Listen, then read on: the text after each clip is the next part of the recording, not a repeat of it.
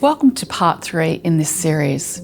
In this third part of the series, we will be focused on the income statement, and we will be covering the following 3 areas. First, what is the purpose of an income statement and what does it show?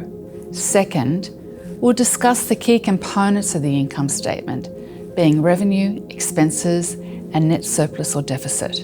And finally, we'll consider some useful questions a director should consider when reviewing an income statement. We will be referring to an example income statement for a fictitious company, Creative Arts Limited, and you can download a copy from the link in the video description. It will be helpful for you to have a copy of it available as we go through this session. In part 2 of this series, we discuss the difference between financial statements and management accounts. The example income statement for Creative Arts Limited is in the financial statements format.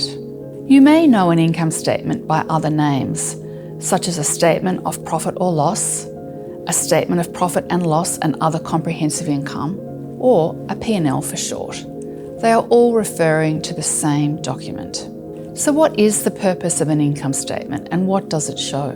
The purpose of an income statement is to explain how the organisation has performed during a period of time. It shows in summary how much of the different types of revenue have been earned and the different types of expenses that have been incurred. It will also show you whether the organisation has made a surplus or a deficit. A surplus or profit is when revenue is greater than expenses, and a deficit or loss is where expenses are greater than revenue. A review of the expenses will show how the organisation is using its resources to deliver its purpose. By reviewing income statements over multiple periods, you're able to identify trends and assess whether the operations of the organisation are financially sustainable. What is revenue? Revenue, or income, is the amount of money the organisation has earned during the period. Referring to our example income statement, total revenue is $1,185,800. In the arts and cultural sector, common types of revenue include ticket sales, government grants, corporate sponsorships, donations, membership fees, and interest and other income from investments.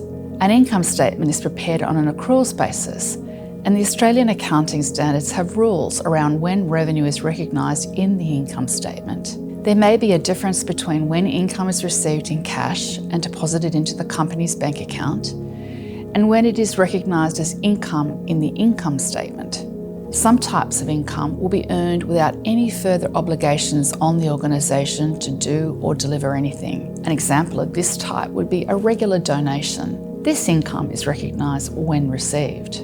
Other types of income may be subject to the requirement for the organisation to do or deliver certain things.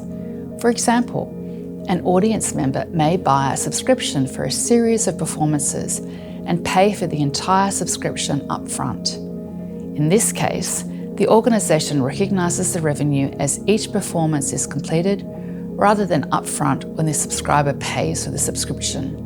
Another example is a government grant. The grant may be received in full upfront, but is conditional upon the organisation achieving the deliverables or milestones as set out in the funding agreement.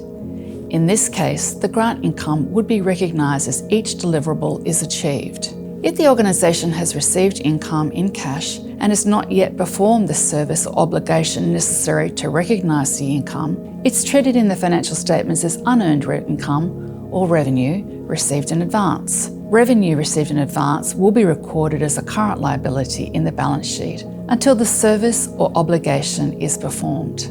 Referring to our example balance sheet, Creative Arts Limited has revenue received in advance of $178,700, which is included in current liabilities. What are expenses? An expense is a cost incurred while carrying out the organisation's activities. Referring to our example income statement, total expenses are $1,157,000. In the creative arts sector, common types of expenses include staff wages and artist fees, production, touring and revenue costs, marketing, fundraising, administration, depreciation and amortisation, and financing or interest expense.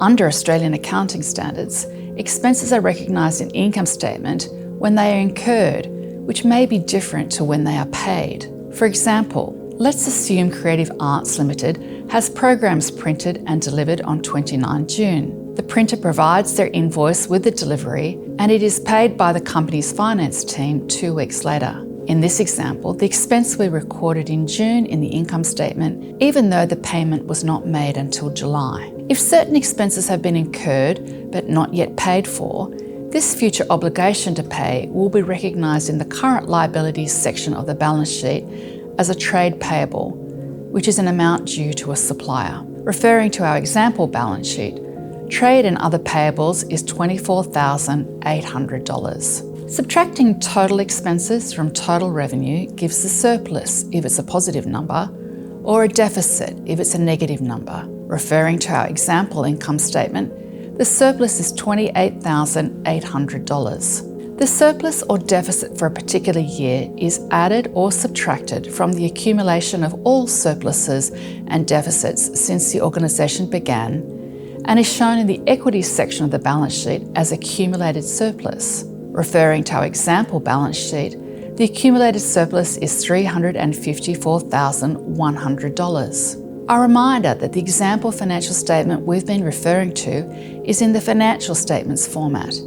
The format of this income statement must follow the rules set out in the relevant legislation, such as the ACNC Act and the Australian Accounting Standards. In the internal management accounts, the directors and management have the flexibility to provide the information in the format they want and in as much granular detail as they need. It would also be usual for the income statement in the management accounts to show a comparison of the actual revenue and expenses with the budgeted numbers. If I was a director of our example company, Creative Arts Limited, when reviewing the income statement, I would ask questions to understand what types of revenue the organisation has and earned, what types of expenses have been incurred, and whether the revenue and expenses have been recognised on an accruals basis and in accordance with Australian accounting standards. To summarise the key learnings from this part of the series.